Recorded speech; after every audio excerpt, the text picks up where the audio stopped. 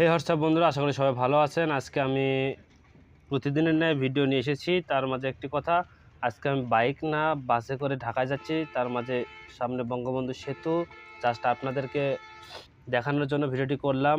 সামনে বাম সাইডে দেখতে পেলেন রেল ব্রিজ রয়েছে, রেল যাচ্ছে। আমি ডান পাশে ভিডিও করলাম, এটা হচ্ছে বঙ্গবন্ধু সেতু। তার মাঝে একটা দুঃখের কথা হচ্ছে যে বঙ্গবন্ধু সেতুর যে টোল প্লাজাটা রয়েছে, সেই টোল প্লাজায় বঙ্গবন্ধু নামটা ছাত্রছাত্রীরা মুছে দিয়েছে কয়েকদিন আগে। জাস্ট আমি 2 দিন হচ্ছে ঢাকায় গিয়েছিলাম, সেখানে করেছিলাম। বঙ্গবন্ধু সেতু খুবই অসাধারণ। তার মাঝে একটি কথা, ঢাকায় যেহেতু ফেনী, পদ্মা নদী সহ সকল জায়গায় বন্যা হচ্ছে, আমরা টেলিভিশনে দেখতেছি, কিন্তু বঙ্গবন্ধু সেতু এর মধ্যে খুবই ব্যতিক্রম। কারণটা হলো এটাই যে বঙ্গবন্ধু সেতুতে ঢাকায় যে বন্যাটা রয়েছে, সে বন্যার চুল পরিমাণ কোনো পানি বা জল বঙ্গবন্ধু সেতুতে প্রবেশ করে নাই। যদি বলেন কিভাবে, কারণটা যেখানে বন্যাটা হয়েছে সেটা হচ্ছে অন্য এক সাইটে। আমি নিজেও অবাক হয়ে গিয়েছিলাম। কারণটা হচ্ছে, কারণ টেলিভিশনে দেখলাম ঢাকার দিকে বন্যা হচ্ছে, অথচ বঙ্গবন্ধু সেতুতে ব্যতিক্রম রূপ। বঙ্গবন্ধু সেতুর প্রায় চরগুলোই বেরিয়ে রয়েছে, মাঝখানে ছোট ছোট নৌকা চলাচল করতেছে, কোথাও কোনো ঢেউ নেই, উত্তাল নেই, নীরবভাবে পানি রয়েছে। এখান থেকে যারা চরে ঘোরাফেরা করতেছে, মাছ মারতেছে, খুবই ছোট দেখা যাচ্ছে। বন্ধুরা, তার মাঝে একটি কথা, যদি আমার ভিডিওতে নতুন হয়ে থাকেন তাহলে আমার এই ইউটিউব চ্যানেলটিকে একটা সাবস্ক্রাইব করে দিয়ে পাশে থাকা বেল বাটনটি অবশ্যই বাজিয়ে দিবেন। বঙ্গবন্ধু সেতু আমি এর আগে গিয়েছিলাম, তখন আমি বাইক নিয়ে গিয়েছিলাম। বঙ্গবন্ধু সেতুতে নেমে ফটো তুলছিলাম। তার মাঝে একটি কথা, রাত 1:30টার সময় বাইকটা আমার এখানে এসে অফ হয়েছিল বঙ্গবন্ধু সেতুর প্রায় মাঝখানে।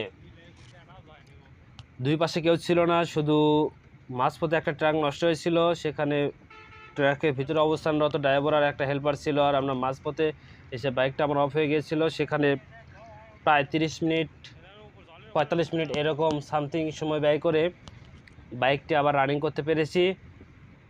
সেদিনই ছিল আমার সবচেয়ে বড় রেকর্ড। কারণটা হলো, আমি সর্বোচ্চ বাইক রাইড করছিলাম বগুড়া থেকে কুষ্টিয়া জেলা পর্যন্ত। নেক্সট টাইম যে রেকর্ডটা আমি করেছি, বগুড়া থেকে,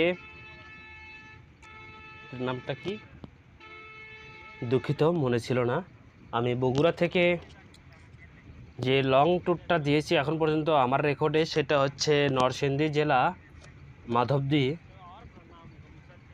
পর্যন্ত আমি গিয়েছি। জাস্ট এটাই আমার লং ট্যুর। এখান থেকে আমার অবিশ্বাস্য একটা, অদ্ভুত একটা, কি বলবো,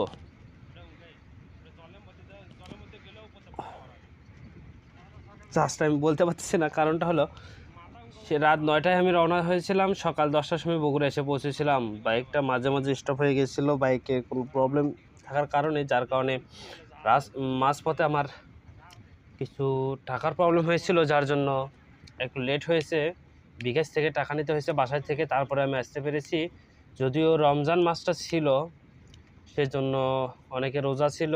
জাস্ট রাত 3টার সময় সেহেরি বা 4টার সময় সেহেরি করে, যখন ভোর 5টার আগে যখন ফ্যাক্সিলোডের দোকানে বা খাবার দোকানে কাউকে ডাক দিলে বা নক দিলে কেউই কথা বলতে রাজি হয় না। কারণ তারা একই কথাই বলে, আমরা রোজা ছিলাম, কিছুক্ষণ আগে সেহরি করেছি, আবার রোজায় থাকবো, এখন উঠতে পারবো না।